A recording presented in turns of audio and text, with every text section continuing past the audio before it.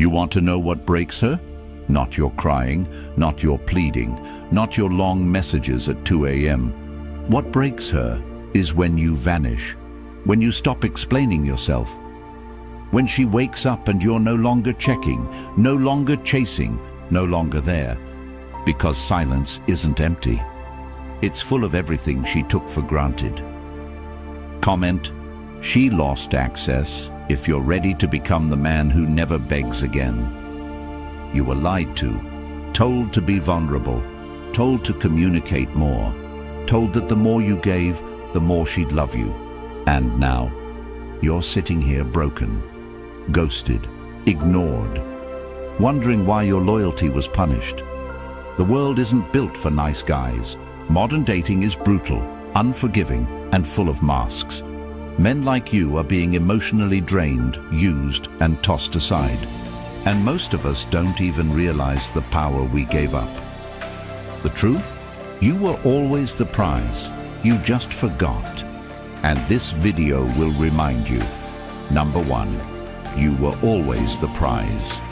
You handed her the crown without even realizing it, and she wore it not with grace, but with entitlement, turning your loyalty into her leverage, feeding on your attention like it was owed, not earned. She never had to work for your time because you gave it freely, not knowing that what comes easy is rarely respected. And while you bent over backwards thinking love was about sacrifice, she watched from a pedestal you built under her feet with your own spine. You thought if you gave more, she'd stay. If you texted more, she'd love you deeper. If you showed up more, she'd choose you every time. But love doesn't grow in the soil of desperation. It rots there. And what she smelled was not need. It was your belief that you weren't enough unless she told you so. You begged without words, just with your availability, your instant replies, your sleepless nights wondering if she read your message and just didn't care enough to respond. You convinced yourself that maybe she's busy, maybe she's confused, maybe she's afraid. No, she saw the imbalance. She felt your desperation, and she backed off because people only value what they fear losing. And you made her feel like you'd never walk away, like no matter what she did, no matter how distant, cold, or disrespectful she became, you'd still be there. That's not love. That's surrender. That's handing over your crown to someone who never earned it, never asked for it, and ultimately threw it aside when she got bored of playing queen. You were always the prize, not because you had money or looks or status, but because you had loyalty, consistency, fire. But no one sees fire when it's always burning just for them. You have to let the flame pull back so they notice the cold. You have to become what you were before you met her, before you lost your edge chasing someone who never looked back. You don't become more valuable by giving more. You become more valuable by remembering that your worth isn't something to be proven. It's something to be realized. And once you realize it, the game changes. You stop explaining yourself. You stop waiting. You stop chasing. Because kings don't run after what walks away. They build, they rise, and they let the ones who couldn't see their worth fade into the fog of their past. You were always the prize. She just didn't treat you like it. And now, she doesn't get to. Number 2. Pain is the pathway to power. The pain you feel isn't a punishment. It's the gateway, the revelation, the crack in the illusion she built. And every tear you've shed is a chapter in the story that ends with your rebirth. You weren't weak because you cared. You weren't soft because you believed in the promise of forever. But now you know better. Because that pain, the one that grips your chest in the dark, the one that plays back memories like a loop you can't mute, is your transformation calling you. It's life itself ripping off the blindfold, tearing away the comfort so you're forced to see what's real. And what's real is this. She left. And she didn't just leave your life. She left you questioning your value, your reality, your worth. But that pain, that excruciating emptiness, is the tool that carves your next version. You either collapse beneath it, or you carve your edge with it. Most men numb themselves. They run into distractions, into the arms of another woman, into the glow of their phones, into the haze of substances that cloud the hurt but never kill it. But the men who rise, they do the opposite. They sit with it, they bleed with it, they listen to it. Because pain is information. It tells you what mattered too much, where you gave too much, and where you forgot who the hell you were. She didn't just break your heart, she exposed where you were still asleep. That pain is now the spark, and if you're brave enough to stop running and start facing it, it will build you, it will sharpen you. You'll learn that your worth was never defined by who stayed or left. You'll realize that you're not rebuilding to get her back. You're rebuilding so no woman ever holds that kind of power over you again. The pain is the invitation to rise, to evolve, to remember that you were never meant to stay broken.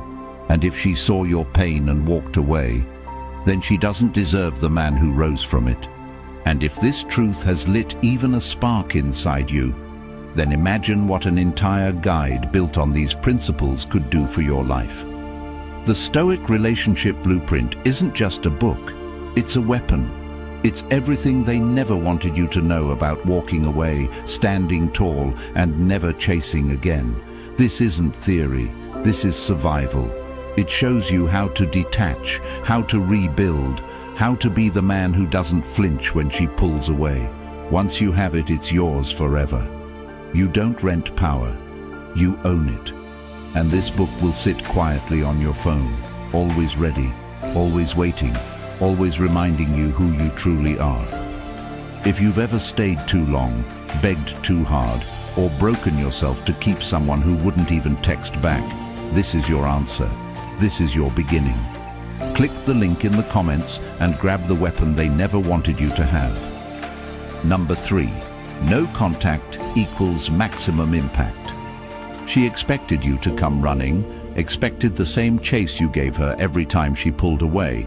But when you did nothing, when you chose peace over proving, it created a void she couldn't ignore, a void louder than any word you've ever spoken. She counted on your weakness, on your attachment, on the emotional leash she trained you to wear without you even noticing. And every time you reached out, every time you checked in, every time you asked if she was okay, she fed off that energy like it was oxygen. But the day you chose to disconnect, not just in action, but in thought, in presence, in focus, that's the day everything shifted. You see, she didn't miss you when you cried. She didn't miss you when you poured your heart out in long texts that she barely read.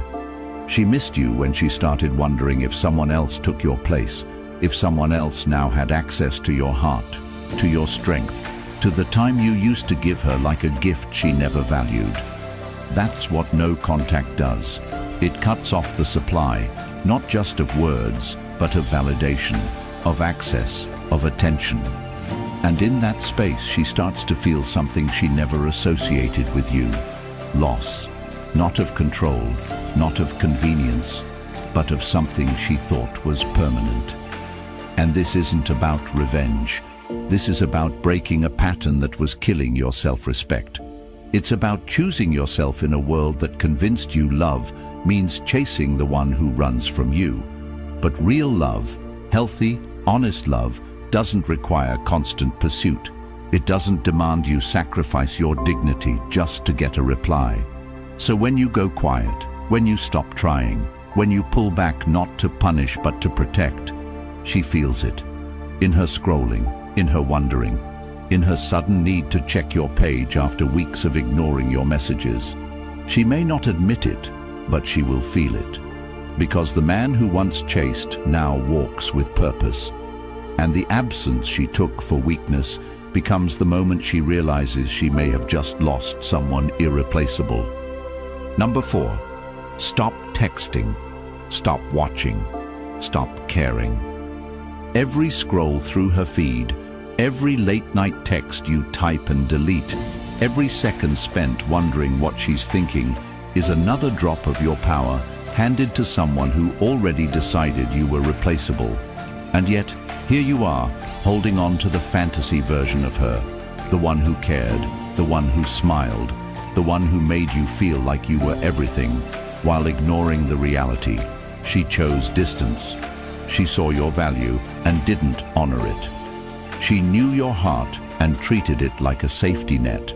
And the longer you stare at her stories, the more you wait for that one message, the more you analyze her every online move, the more you chain yourself to a woman who's already walked out of the door in her mind. This isn't about being strong, it's about being free. Because you'll never find peace in a place you lost yourself. You'll never rebuild your confidence while you're still playing detective in her digital life. You have to cut the cord, not because you hate her, but because you finally love yourself enough to stop bleeding for someone who won't even give you clarity. And yes, it will hurt. It'll feel like detox, like your fingers are rebelling against your mind every time you stop yourself from typing one more message. But that discipline, that's the beginning of transformation. Because every moment you don't check, every time you let her wonder instead of feeding her ego, you get a little stronger. You come back to yourself. And eventually, the pull fades. The memories lose their grip. And you start to see her for who she really was. Not the highlight reel, but the reality. The woman who needed you to chase just so she could feel wanted. The woman who stayed connected just enough to keep you hanging. You deserve more, and you'll never get it while you're still watching, still waiting, still hoping. Log off, delete the thread, free up the space she never earned. Because the moment you stop giving her the audience, her act falls flat. And in the silence she left behind, something new grows. You, the man who doesn't just survive heartbreak, but rewrites the script entirely. Number 5. Flip the narrative. She starts chasing. When you stop feeding her attention, when you cut off the validation supply she relied on to keep herself emotionally inflated, her world doesn't just quiet down. It starts questioning itself, because you were the consistent rhythm she took for granted. And now that it's gone, the emptiness isn't just noticeable, it's deafening. She never respected what was always available, and the moment you remove yourself not with anger, but with indifference, it creates a vacuum where her ego once thrived. She expected loyalty on demand, interest without effort, affection without reciprocation. But now that the faucet has been turned off, now that you're no longer the emotional backdrop to her life, the fear sets in. Not the fear of losing you, but the fear of losing what your attention gave her. Significance. She may act like she's fine, she might post more, laugh louder, show up looking better than ever. But every move is calculated to provoke your response, because the game changes when you stop playing by her rules and rewrite them without even announcing it, when you stop proving your worth and simply live like you already know it, and she can feel that shift before you even say a word. It shows up in your lack of reaction, your focus on your own lane, the absence of energy that once orbited her unpredictability like gravity. And as days go by and the silence lingers, it does something she didn't anticipate. It makes her doubt herself. She'll wonder if someone new captured your attention, if you finally saw through the emotional games, if you stopped seeing her as the finish line and started seeing her as just another checkpoint along the way. And in that wondering, a fire ignites that she never felt when you were chasing her. Because now you're the one she has to figure out. The mystery she once thought she solved. And women don't chase when they're in control. They chase when control slips through their fingers. This isn't manipulation. This is restoration. Because the man who spent months begging for consistency now walks with conviction. And when she sees that you're not just pretending to move on, but are actually becoming someone better without her, it rattles her. Because the attention she got from you for free is now something she has to work for. And most aren't willing to admit that what they lost was better than what they thought they deserved. But when you flip the narrative, she starts to see it clearly, because value doesn't need to announce itself. It just stops showing up, and suddenly, what was once overlooked becomes unforgettable. Number 6. You become dangerous when you're emotionally in control. True power isn't in how loud you get or how much you chase, but in how little you react. In the way you carry calm like armor while everything around you tries to provoke the old you to show up. And when you don't take the bait, that's when you truly own the moment. She expected the meltdown, the outburst, the emotional confession, because that's what she's used to. Men folding under the weight of withdrawal, collapsing when their worth is questioned. And the moment you stop playing that role, the script breaks. She doesn't know what to do with a man who doesn't flinch, who doesn't chase, who doesn't validate her every cold move with a desperate attempt to win her back. And that confuses her, scares her even, because emotional predictability was her currency. And you just stopped trading. But this isn't about her anymore. It's about you. About mastering the urge to explain yourself, the instinct to clarify, to beg, to unpack your worth like it's some discounted gift waiting for her to unwrap. When you stay composed, when you don't explain your absence, when you no longer give emotional discounts to someone who paid nothing to earn it, you transform. You become the man who leads, not with words, but with weight.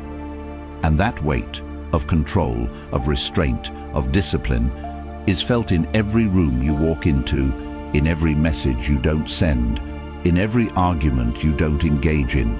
You were trained to believe that feelings make you weak, but feelings managed well make you unshakable, not cold, clear, not detached, disciplined. The world doesn't know what to do with a man who owns his energy, and neither does she, because she was counting on you being reactive, on you crumbling when she withheld attention. But now she's met a version of you that doesn't seek her approval, because he's too busy building something bigger than validation. Peace. The kind that can't be taken, only chosen. And when you arrive at that place, you stop apologizing for your distance. You stop explaining your healing. You stop giving the old you a seat at the table when your evolution demands a better guest list. And that's what makes you dangerous, not in the way the world fears, but in the way it remembers. Because when you master yourself, no one can master you. Number 7. Rebuild the man who doesn't need her. You don't rebuild for her. You rebuild for every part of you that was ignored, overlooked, or dismantled trying to love someone who treated your devotion like convenience. Because the truth is, the man who rises from this isn't driven by revenge, but by remembering who he was before the world taught him to shrink, to fit her comfort. You rebuild not to make her jealous, but because you're tired of being small to make someone else feel big. You're tired of tiptoeing around your own truth, just to avoid rocking the illusion of a bond that only you were trying to hold together. You rebuild because you finally understand that no one is coming to save you. That closure isn't a conversation, it's a decision. And healing isn't something you wait to feel. It's something you build with your own 2 hands every morning you wake up and choose not to go back to what broke you. You go to the gym not to be noticed, but because every rep is a vote for your return. You read not to impress, but to strengthen your ability to think clearly when chaos knocks. You build routines not to distract yourself from her, but to anchor yourself so deeply in your own power that the thought of chasing someone who once discarded you feels absurd. You rebuild because the version of you that allowed half-love is no longer welcome in the life you're creating, because that man, the one who stayed too long, tolerated too much, apologized for existing, he served his purpose, but he's not invited into your future. You rebuild because life didn't break you to bury you. It cracked you open to reveal that you were living too small, too quiet, too afraid of losing someone who never feared losing you. And now that you know that, you can't go back. You don't need her closure, her explanation, her sudden epiphany that maybe you were worth it all along. You need action, your discipline, your silence. You need to build habits so ingrained that even if she texted right now, even if she cried, even if she begged, it wouldn't matter, because your path isn't behind you anymore, it's straight ahead. You rebuild not to prove anything to the world, but because your peace, your purpose, and your pride are worth protecting. And when you rebuild from this place, something changes in your energy, in your eyes, in your posture. You stop hoping she'll notice. You start realizing she doesn't matter, because the man you're becoming doesn't ask to be seen. He's undeniable. He doesn't seek validation. He creates impact. He doesn't wait to be chosen. He walks in as the choice. And that version of you, he's not just healing, he's unrecognizable. If something in your soul finally woke up while hearing this, then don't go back to sleep. Don't return to the woman who made you question your worth. Don't sit around waiting for the apology that's never coming. It's time to build a version of you that no woman ever forgets, and no situation ever breaks. And if you've had enough of sacrificing your peace for people who never earned your presence, then you already know what to do. The Stoic Relationship Blueprint ebook is now available, built for men who are done begging, done chasing, done bleeding for women who only came to take. It's raw, it's unfiltered, and it's exactly what most of you were never taught. It's in the comments. Go get it now, because what's inside will save you years of heartbreak, self-doubt, and wasted energy. This is your moment to finally understand how women really think, how to reclaim your power, and how to become the kind of man that's remembered, not used. Like the video, subscribe to make sure more men hear this truth, and comment, "I choose strength," if you're ready to reclaim your life before it's too late.